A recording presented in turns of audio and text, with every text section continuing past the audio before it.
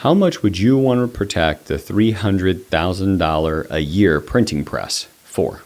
I would want all of that money to keep coming in. Welcome to Sound Financial Bites, where we help you with bite-sized pieces of financial and life knowledge to help you design and build a good life. The knowledge that has been shared from stages at conferences, pages of national business magazines, and clients living across America, our host, Paul Adams, now brings directly to you. Hello and welcome to Sound Financial Bites. I'm Paul Adams, President and CEO of Sound Financial Group. And I'm excited about the guest that we have here today, but I'm most excited that all of you are here listening, that you're taking time while you're washing dishes, on a run, on your drive to work, and you're taking time to learn about something that's going to help you design and build a good life. And that's what we're here for. And we know we're not the only podcast that you listen to, but we are the one where we're working to surround you with appropriate financial philosophy that's going to help you design and build that good life on the financial front for the future. So today, what we're talking about is having a philosophy around protection, a philosophy around how we protect ourselves from what would otherwise be financial calamities. And that's why we called this Getting It Right Before It All Goes Wrong. Because today's episode is all about what are the things we have to have in place from a protection perspective before.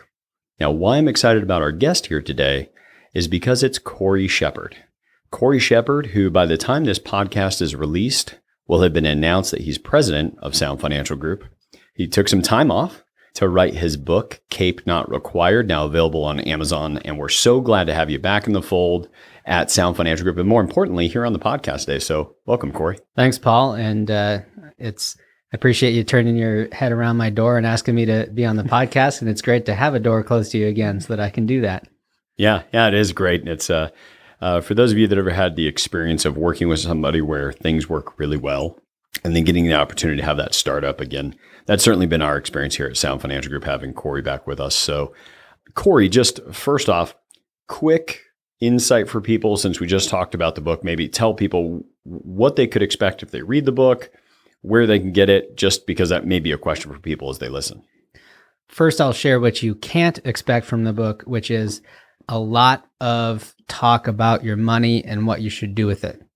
I specifically wanted to write a book inside of our atmosphere that hadn't been done before. Paul wrote a great book a few years ago about our client process.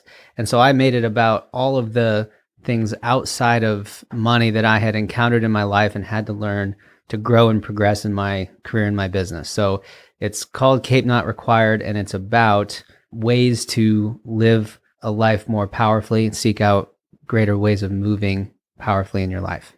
Well, and I got to say that when you told me the title of the book, and every business person that I've ever introduced you to, many of you know that I'm a member of EO Seattle here in the area, and periodically Cory has come to me to those events. And there's not a business owner that's met Cory that hasn't mentioned how impressed they are with him, our clients.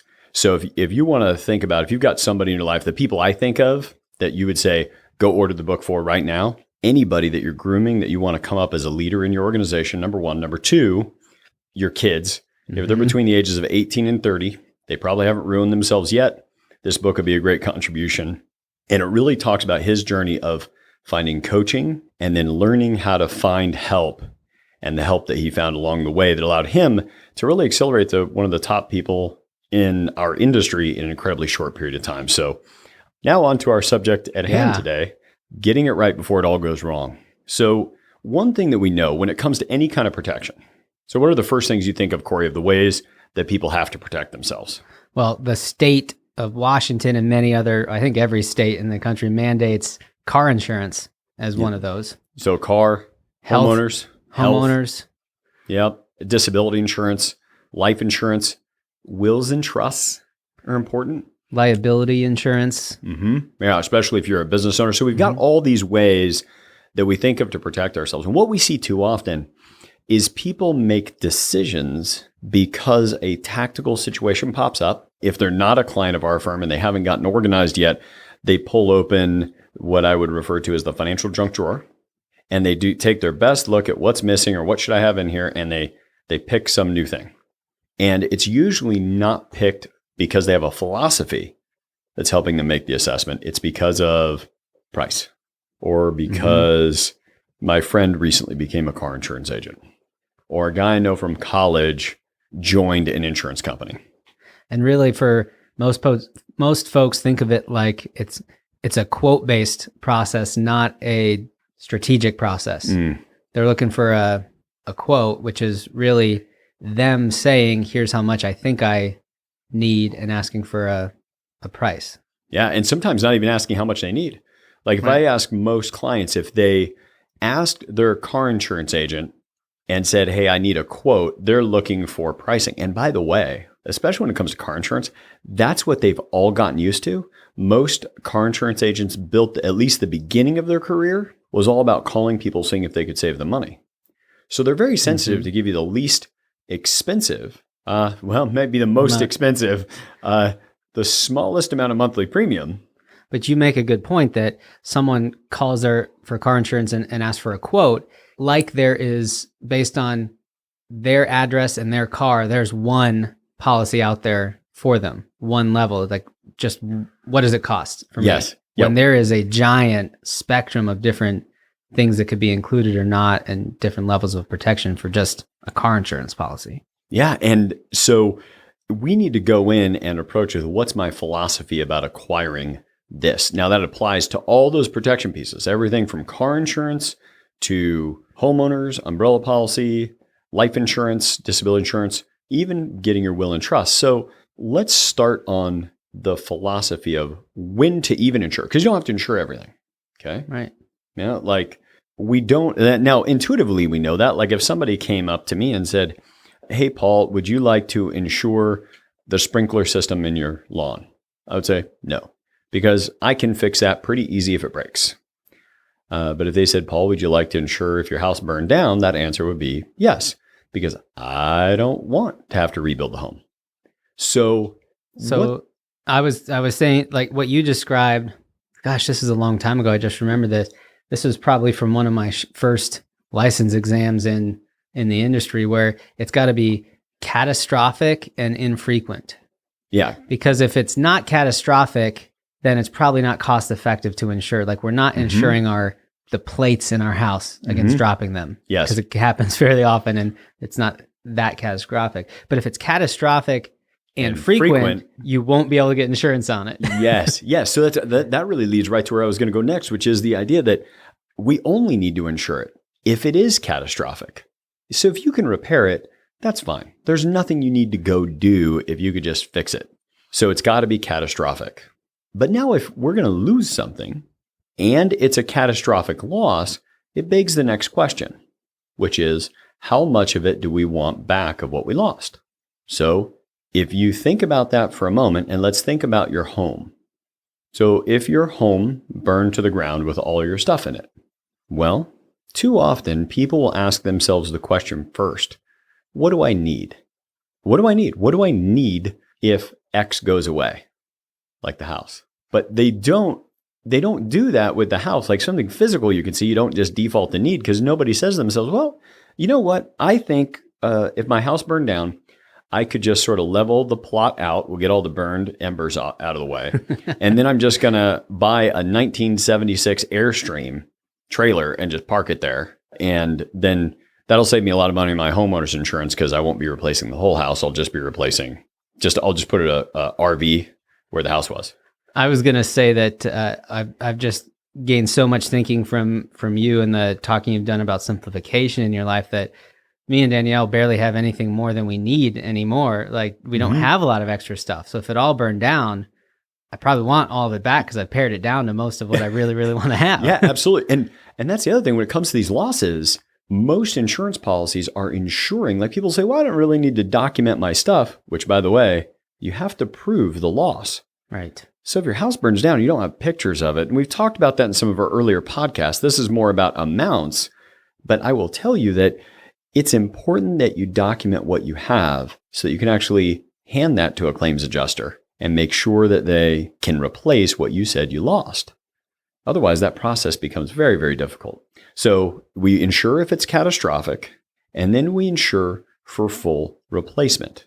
Now, this full replacement idea, that means if my home burns down, what I want back in its place is the house like I had before. If my car is stolen or I get in a terrible car accident, I want my car back the way it was. Right. But now that branches into some other things like, what about my income for disability insurance? Or what about the money I bring into my household if I were to die on the life insurance front? So both of those are key because how much hangs in the balance with one person's income in a household? So even if you're a dual income household right now, and let's say both people, one person makes $250 and the other person makes $180. So Cory, what is that added together? Oh gosh, thank $430? you. I think it's $430. So $430,000 is the $250 plus $180, $430,000 Yep. total income. Now, I would think for most people listening to the podcast, like, wow, if that much of a household income, either about 2/3 or about 1/3, just up and disappeared, it's going to be a problem. And some people would say, well, but what if they saved one of the incomes? What if 100% of that income was saved? How we might judge the catastrophic loss would be based upon the future output of the money we were saving. Because if, let's say, the person with $180,000 income, maybe they don't need it to pay the bills because after taxes, they're saving $115,000 a year. So they're using it literally for retirement savings or college savings or both for their kids. Now they would say, well, we don't need to get disability insurance. It would be pretty quick to see the future impact of having saved that money for another 20 years. And it would be significant without doing any serious math here on the podcast so we don't cause anybody to fall asleep while they're driving.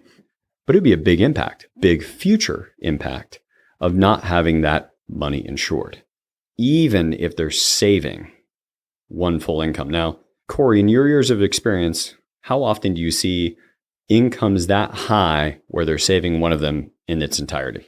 I see very few dual income households at any level where they're saving that great a percentage of the household income. Right. It's not often. And the other thing I would have you ask is sometimes people, they'll go to, well, I don't really need to worry about full replacement. Oh, go ahead. So something I saw Cory's eyes light up. that just struck me is, let's say they are our hypothetical household we're talking about. Doesn't matter which one of them they lose income-wise. If either of them is compromised, they are no longer in a position to save that much money. And it clearly was important enough of a value to the household for them to do so. Therefore, it is a highly catastrophic event, and we would want to insure that income at full replacement value or as close as we could. So I go back to that all the time where what I can see happen, I see the gears grinding in people's eyes when we're meeting with them by our online meeting platform. Mm-hmm. And they'll say, and sometimes they'll actually say it if they're not just struggling through it, something to the effect of, well, we would just change this or that about our lives if that bad thing happened. Disability, death, or even being sued, which is where the umbrella policy comes in. Right. That what can happen if that happens to them? And they say, well, we just changed this. I always ask the question, why don't you change it right now? And I tell them, I don't want you to answer. I mean, you're welcome to answer that, but I'm not after you answering it. But what I want you to pause to reflect on is there some reason why, if the way you would save money if one of you died is that she would take the kids and move to Gilbert, Arizona, or he would take the kids and move to Gilbert, Arizona, and they would get by. If that would work and that's the life that you're after, why wouldn't you do that right now? Or periodically the business owner says, well, if something happened, I don't really need to go into the office anymore. The business pretty much runs itself. Well, then how come you're gone 40 hours a week right now? There's something you're after, whether it's you're trying to build a bigger future for your family or you're trying to build a business large enough that kids can come into one day. There's some reason why you're doing it. And let's understand that. And it's not to say that anybody needs to own the full replacement. But what we need to do is have enough conversation about the economics of why you would fully replace an asset. Now, that asset includes like a capital asset, the income generating tool that you are. Not to be too pragmatic or mean about it, but clinical, yeah. Yeah, a little clinical, yeah. So, but it's if you had the printing press in your basement and that printing press was kicking off $300,000 a year. And that's your income as you're listening to this podcast, $300,000 a year. Here's the question I would ask you. How much would you insure the printing press for that prints $300,000 a year? Maybe it could get damaged. Maybe it could just break. Maybe somebody could come in and steal it from you. How much would you want to protect the $300,000 a year printing press for? I would want all of that money to keep coming in. Mm-hmm. Now, here's what I know everyone is thinking, like the business owner that we say, well, why wouldn't you just go do that alternative now? They don't want to do it, but I think they might have the impression that if they bought the insurance, they'd be forced into that anyway, meaning it would cost a prohibitive amount to protect this ineffable what if kind of future. Yeah, and I think that for everybody listening, the thing that you should reflect on and really think about is set aside cost for a minute. Whether you're working with us or you're working with some other financial professional, it is their job and their professional duty to figure out what's the most efficient way that you can acquire the coverage, whatever the coverage is. But most importantly is you have to pause long enough to reflect. If you really had your ideal situation, what would you want? What would you want for yourself? What would you want for your family? And would you want 100% of it replaced? Now, here's the bad news. Cory, will they let you replace 100% of your income if you're disabled? No, never. Nope. How about life insurance? Can you own enough life insurance to fully replace the actual economic engine that you are to your household? As I told my wife, nope, we can't get as much life insurance on me as you would get if you kept me alive and well for the rest of my life. Yeah. And that's why. Well, I'll tell you that every now and then, it's very funny. My wife is in leadership at our church and works inside some moms groups. And every now and then, there'll be a joke a mom will make, like, my husband's worth more dead than alive. He's got $1 million of life insurance. My wife, in a very polite way, tears into them. Because if you all have listened to our podcast at all about the idea that the most, not like the ideal or the recommended, the most money you can take out and have a portfolio survive for long periods of time is 4%. That's what we talk about for portfolio distribution in our old age. Well, if a primary breadwinner dies, then all we've got is a replacement rate of 4%. Meaning, if you currently make that $300,000 a year and somebody says, how do you feel today? Don't say, I feel like $1 million. Say, I feel like $7.5 million. Because that's how much capital has to be set aside that at 4% a year would generate $300,000 a year of cash flow. For you, as you listen, if you want to replace that income for your family, they won't let you acquire, in all likelihood, 25 times your annual income. Because the typical standard is in your 20s, they'll let you get 30 times, but they know your income is going to grow. In your 30s, it's 20 times, and it goes down every decade from there, all the way out into your 60s. So you don't have the ability to just get whatever you want. So when they say, well, I'm overinsured now, probably not. Like clinically, mathematically, most likely not, because no insurance company that knows what they're doing will let that happen. Because if they did, if someone was literally insured for more than they're worth, an insurance company thinks of it like that's when couples do math when they argue. And they don't want, like the movie where the wife offs her husband for the insurance money, she's just not good at math because an insurance company would not let him be now, she may have some plans for what she wants to do with that money and not have to deal with him, which is a whole other story. But mathematically, it's not a winning move compared to keeping him alive. Well, and so why my wife will kind of tear in a little bit and say, well, listen, if he's making more than $40,000 a year, you're not going to be okay. Because I currently have just short of $14 million worth of life insurance. And my wife is crystal clear that she still is in a losing proposition compared to the value I will bring the family purely economically. That's aside from the fact that I'm a father, a husband, a memory creator, somebody who's leading our household spiritually, like all the other things that we bring to bear.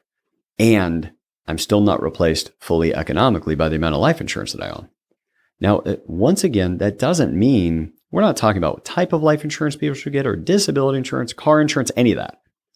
But what we do need to do is think, okay, is this loss going to be catastrophic? It's one of the reasons why we don't talk to people a lot about getting accidental death insurance from work. When they offer it to you, and it's like $2 every 2 years or something ridiculous. It's because you have to die getting hit by a car, in a train or on a plane or on a bus. And that's not planning. We have to own life insurance that's going to pay when our life is no longer going, because then we can plan on that. So what we want to do is not speculate. We want to insure only if it's catastrophic, insure it for full replacement, or at least start there and see if it can be designed in a way that would create the opportunity to have that full level of protection. And then put you and your family in the place where there's the least amount of possible disruption. If something were to happen, whether that be the end of your economic capacity, which is the disability, or the end of your life. Now, I'm going to tell a story here that would be, I think, described by Cory as just offensive enough. And now I really wish we had talked about what we were going to talk about before. I know. Yeah, that's why I don't like giving Cory outlines before I start when I'm on podcasts with him. Here's what I want you to think about. Let's say you're somebody who has almost no life insurance right now. And let's say it's $50,000 or $100,000. It's whatever your work gives you. Okay. If you're one of those people, this story is for you. Now, the story is about a woman and her husband. They're having a great marriage, a couple of great kids. He makes great income, makes $300 a year.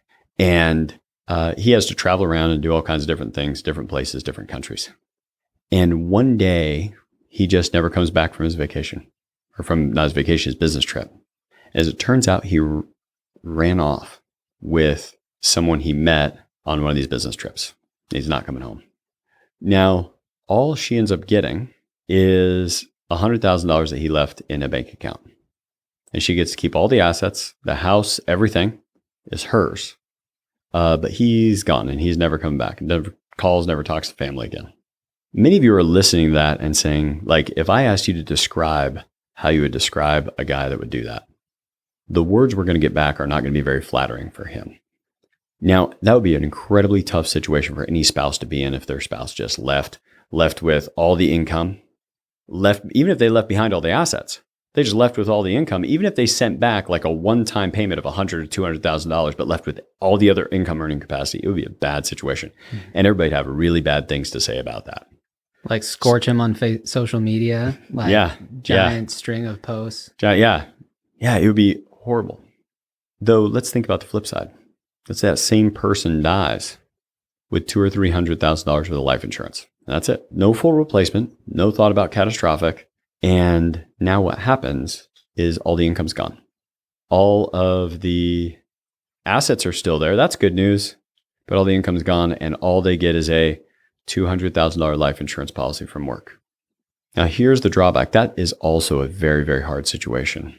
But the part that's probably most difficult is that that spouse has to stand in a receiving line, hearing from everybody about how great that husband was, what a great person they were, what a wonderful thing. And yet she knows if it's, I'm going with the traditional him working, her not working roles, but you guys can reverse that. You're smart listeners. Here's the thing.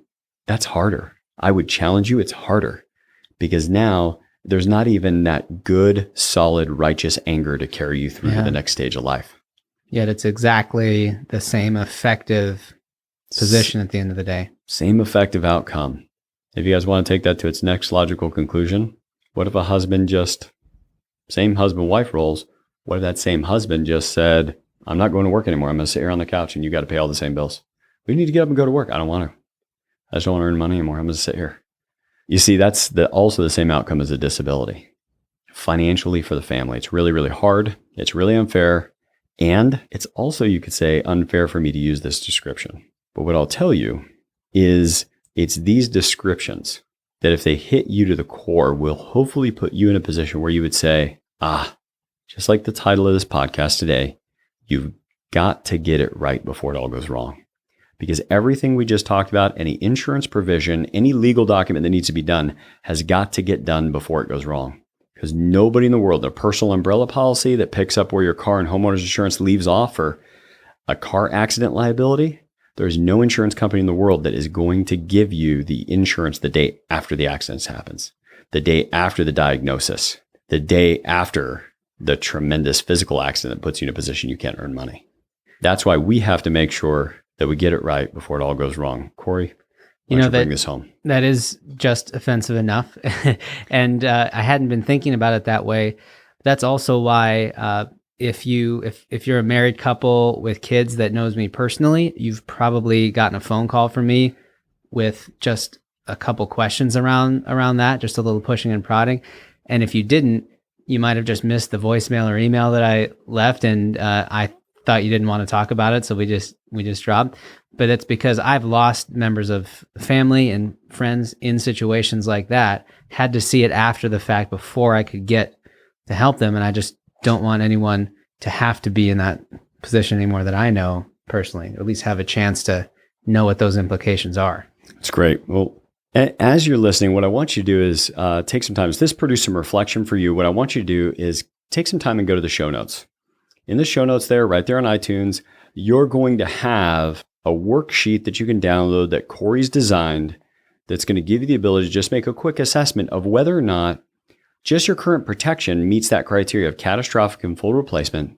And will it put you in the position that's going to give you the greatest ability to make sure that you've gotten it right before it all goes wrong?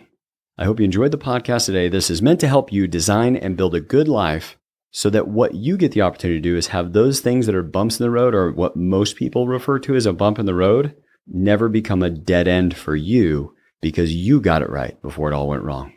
Have a great rest of your day. Look forward to you digging in, getting to our podcast page, soundfinancialbites.com. And you can also find this episode on soundfinancialbites.com, episode number 72, and go right into there to get that link, put in your email address. We're going to email you that worksheet that Cory designed. I hope you have a great day, and we look forward to seeing you on the next episode. I want to acknowledge you for taking the time to tune in to Sound Financial Bites. You stopped long enough in your busy day to reflect on your finances and your future to help you design and build a good life. Please take a moment to subscribe to this podcast and follow us on social media. You can find us on Facebook and LinkedIn. If you have a topic you would like to hear us discuss, please send us a note on Facebook, LinkedIn, soundfinancialbites.com, or email us at info@sfgwa.com. Be sure to check out the show notes for links to any resources that were covered in each episode. For our full disclosure, please check the description of this episode, the description of this podcast series, or you can visit our website. Make it a great day.